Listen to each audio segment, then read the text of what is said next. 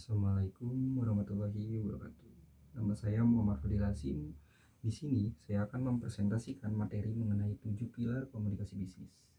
Menurut Katz, tahun 2009 terdapat 7 pilar komunikasi bisnis, yaitu 1. Pemahaman terhadap proses komunikasi, yakni harus dapat mengetahui bagaimana menempatkan diri sebagai komunikator. Yang kedua, bagaimana menggunakan media. Yang ketiga, bagaimana menyusun pesan yang terarah. Yang keempat, bagaimana memahami komunikasi.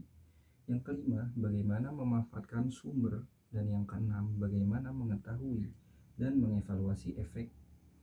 Pesan inti dalam suatu komunikasi tidak selalu mengeksplisit, contohnya pada iklan rokok. Yang kedua, menggunakan pikiran atau good things dalam komunikasi. Sejak awal kita harus sudah berpikir sebelum berkomunikasi, karena pikiran yang baik akan menghasilkan suatu komunikasi yang baik pula. Jangan pernah berpikiran buruk, karena nantinya kita tidak akan pede dalam menyampaikan informasi.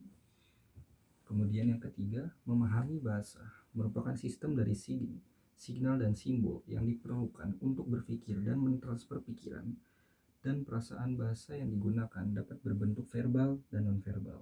Perlu diperhatikan bagaimana menyusun bahasa dengan sedemikian rupa sehingga memudahkan komunikan untuk menerima pesan yang disampaikan. Tentu saja bahasa yang harus diperhatikan bukan cuma bahasa kita, melainkan juga bahasa dari komunikan. Harus diingat, kesalahan dalam penggunaan bahasa dapat mengakibatkan kerugian bagi perusahaan. Yang keempat, kejelasan pesan. Pesan dalam komunikasi bisnis haruslah merupakan pesan yang dapat diterima dengan baik dan jelas oleh komunikan. Oleh karena itu, gunakan kalimat-kalimat yang pendek, singkat, dan gamblang, karena dengan kata-kata yang panjang dan berbelit-belit dapat menimbulkan persepsi yang berbeda-beda antara komunikator dan komunikan. Yang kelima, daya persuasif. Ada komunikasi persuasif, pesannya itu harus bersiapkan dengan seleksi bahan-bahan emosional.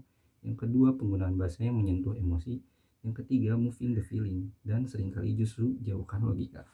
Yang kelima, kelengkapan pesan. Kelengkapan pesan dibutuhkan agar komunikasi lancar dan efektif, karena akan berbahaya bagi seorang komunikator dalam dunia bisnis jika ia menyembunyikan suatu dari komunikannya.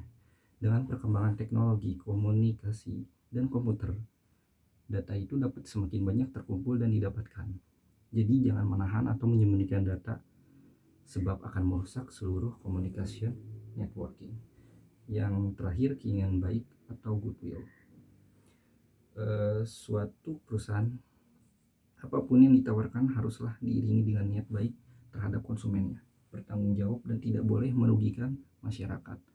Nah, dalam strategi pemasaran, sosial market adalah sesuatu yang sangat penting untuk diperlihatkan. Dalam pengertian ini, yang kita hadapi itu bukan sekedar manusia, melainkan juga seluruh masyarakat yang mempunyai nilai-nilai norma, prasangka, dan lain sebagainya. Jadi kita harus tetap menjaga etikat baik.